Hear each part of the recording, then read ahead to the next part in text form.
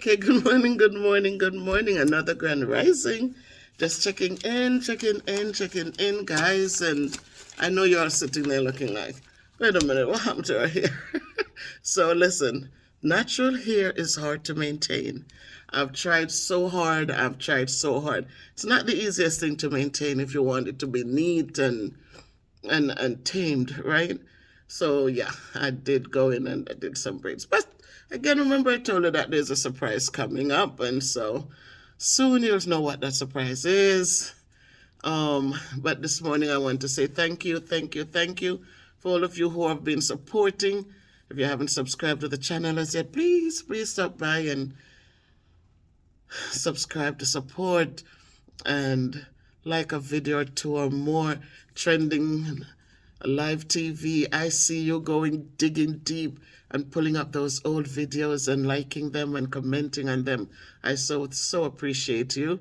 Thank you so much for all the support you have extended to my channel since you started, since you became a subscriber. Thank you, thank you, thank you. Um, um, the J. Jordan, thank you also. Since you subscribe to the channel, the level of support has been noted and appreciated. So thank you guys for all things. Buddha, thank you also for sharing a video or two, for highlighting my channel, for encouraging others to drop by. So this morning, I'm just here to say, let's start the conversation, guys. Let's start the conversation. How was your day? What was the best part of your day so far? You know, little things like those, as even when we talk to our children, and you might ask them, how was your day? And they just say, fine, and they're done. But let us make sure that we're encouraging a conversation. What part was good? What part was not so good? So that they will continue talking to us. Saying something is fine is not a conversation. It is not giving enough details. So let us try to get those details out, guys. Let us try to keep them talking so that we can understand and we can know where to support them more and how to support them more. So today it's a grand day. It's another beautiful day. It's April. We're here. We're giving thanks, right? Always giving thanks. And so I'm just touching bases with all of us and making sure that wherever you are, whatever you're going through, understand that you're not alone, and don't make it just drag you down, but find that little spark of hope to kind of give you that that thing where you might feel that it's gonna be all right. Okay? Reach out to somebody that you want to talk to. Talk to them. Don't be ashamed. Don't be afraid. A lot of times we don't talk enough because we feel ashamed. Sometimes I say maybe I talk too, I talk a little too. But you know what? I just feel like life happens. And there's no situation that is just about just me. You'd be surprised to know how many others are going through similar situations. And when you start talking, it gives them the opportunity to also open up and talk about it. When you hold things in, it weighs you down. It makes you depressed. It makes you feel hopeless. It makes you feel that nobody cares. But nobody will care if they don't know what to care about. Nobody will support if they don't know what they're supporting. So just reach out and don't be ashamed to just talk. When you talk things out, you feel lighter.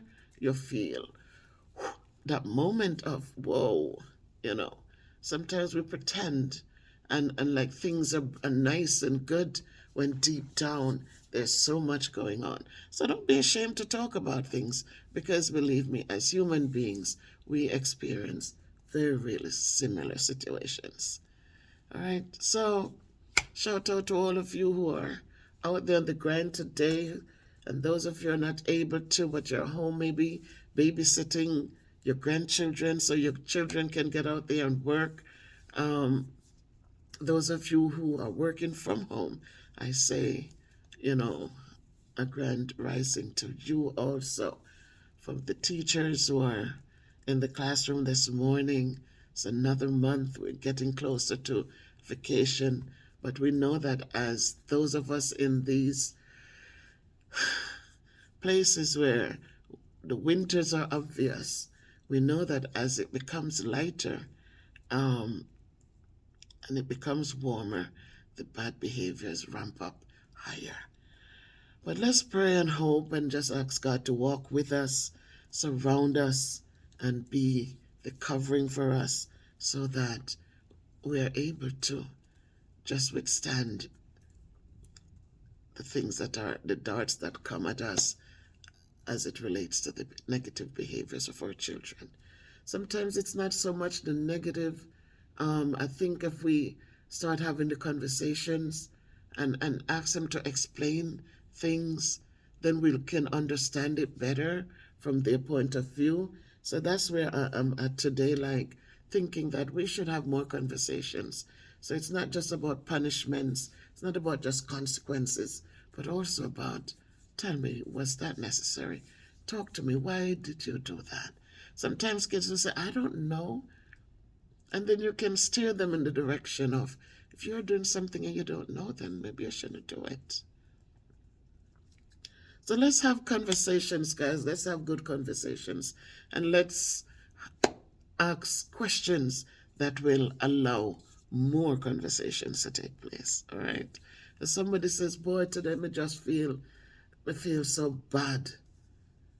Nobody understands what feeling bad is, right? Because there are multiple meanings. So if you say to somebody, whoa, didn't understand that. Tell me, what made you feel so bad? And then you'll be surprised to know that it's maybe they did something, right? It wasn't always somebody who did something, but maybe they did something that made them feel bad. So let's have the conversations and let's ask those questions that will encourage clear understanding of what people say to us. Then people say things and we misunderstand it, and without a conversation, it's we walk away feel understanding it from our experience and our point of view. And then there are times when you might open up and give the chance to explain something, and people just don't explain anything. They just, okay, whatever, thank you. And then it just irks you more because you're giving them a chance to say, explain why. Tell me why. And they still just won't. So have conversations, guys. Open your mouth and speak, because nobody can beat you as adults. And the little children, encourage them to speak and to don't let them feel afraid. Don't let them feel like ashamed because they share something that happened, and you give them the chance to speak. And when they speak, then you make them feel like, are you kidding me? What was that all about? But let them be open. Teach your children to feel free to talk to you about everything and anything. Don't let them be afraid, because if they're afraid to talk to you, believe me, they're going to talk to someone else, and that someone else might not give them the right information. So you have the conversations so that you can know where their little minds are and where their support is the greatest. The need for their support is the greatest. So I was just touching in, guys, and sending strength and love and blessings to each and every one of you who watch this video. Please share the videos so that the channel can grow. We have grown. I remember last year, the year before, like when it started, it just seemed like to have never gotten anywhere, But we're here, and so we will continue to grow. So encourage somebody today. Tell somebody you love them today and mean it. And lend a helping hand if you can today. For the Blessing Soup Kitchen, we continue to grow. We will continue to be blessed, and we will continue to feed those who we are able to feed. Thank you I forgot to thank Pam Chin for her donation. This was a long time ago, but I keep on understanding now that when I come on here to thank people, I need to write a list because it's not just 2 or 3 people anymore. It's many people. So Pam Chin, in the beginning, yes, you contributed to the soup kitchen, and I forgot to mention it the last time I was reading names because your contributions didn't come through the GoFundMe.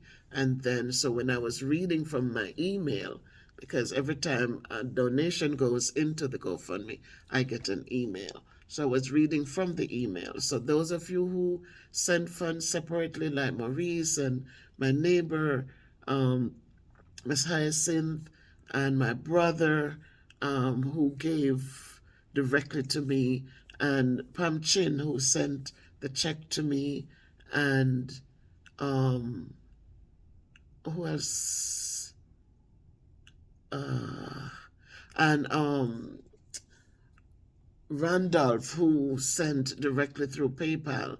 I am sorry that I forgot your names, but just know that I appreciated and still appreciate all the support that you gave to us. So guys, remember to donate to the soup kitchen. We're still climbing the hill. We're still climbing the hill, and it's a big steep hill. It's a steep climb. But those of you who can support, who can give something, please give it because it does help.